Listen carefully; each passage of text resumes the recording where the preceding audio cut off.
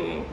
I spoke to someone the other day and said I felt like a novice, and of course I am a novice here on this pilgrimage. I became a Maryknoll sister 29 years ago. At the time we were celebrating the 16th anniversary of the martyrs. And I came to know Maura and Nita and Jean and Dorothy and Carla through my sisters and their stories and the books I read and the films. And they also shared their stories about the people of El Salvador. So I learned about the people of El Salvador in those stories and books as well. And it's always been the people of Salvador that the Maryknoll sisters have sought justice for, have tried to advocate for, and have entered into the suffering with them and the joy in their lives. So today, as we commemorate the 4 church women, Dorothy, Jean, Ida, and Maura, I think of how they chose life. They chose life to be here among the people.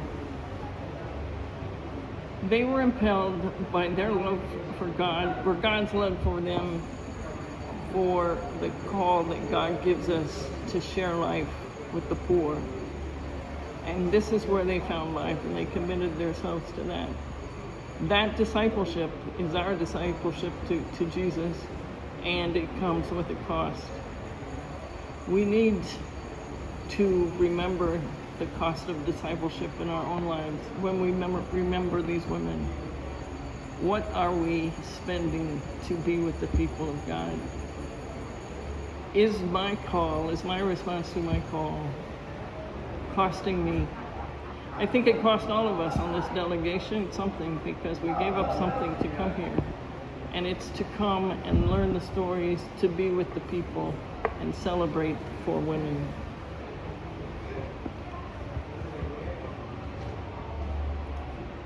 As they've been here, they have shared their lives with the people. They've become one with the people. Just as this morning we were here at the gravesite, and I came to learn that the people did not know who they were.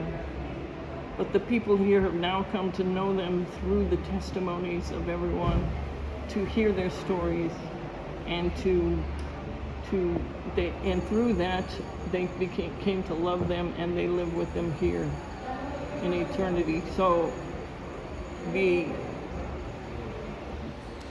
people here did not know them when they were buried here, but they came to know them with testimonies from Father Paul Schindler and the Maryknoll sisters and other people who knew them and loved them.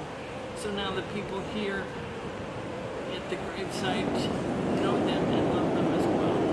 That's the same way I came to El Salvador, to know the sisters, to know Jean, Dorothy,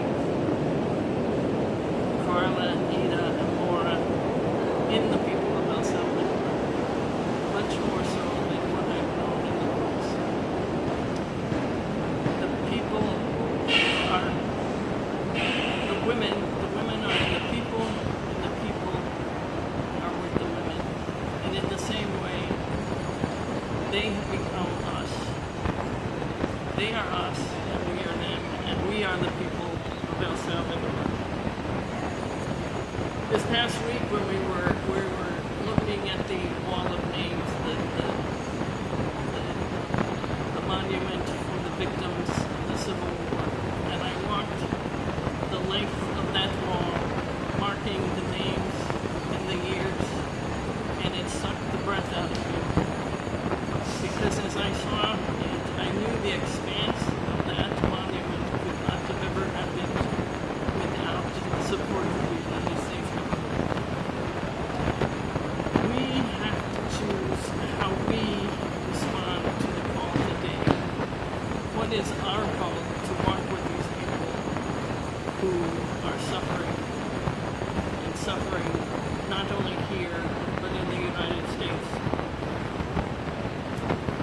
Today we're living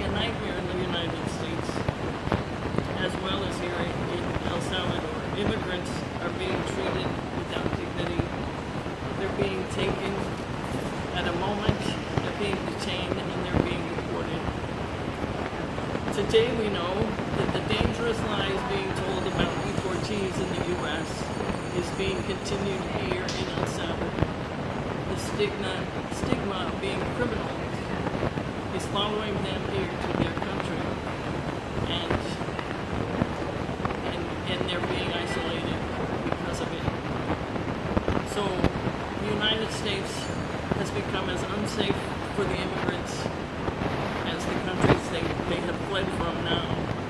And it's in such darkness and oppression as this that the most defiant act for us is to choose life and to do good work and to lift up one another with hope. That is our call, just as Carla, Ida, Maura, Dorothy, and Jean answered their, we also must choose life.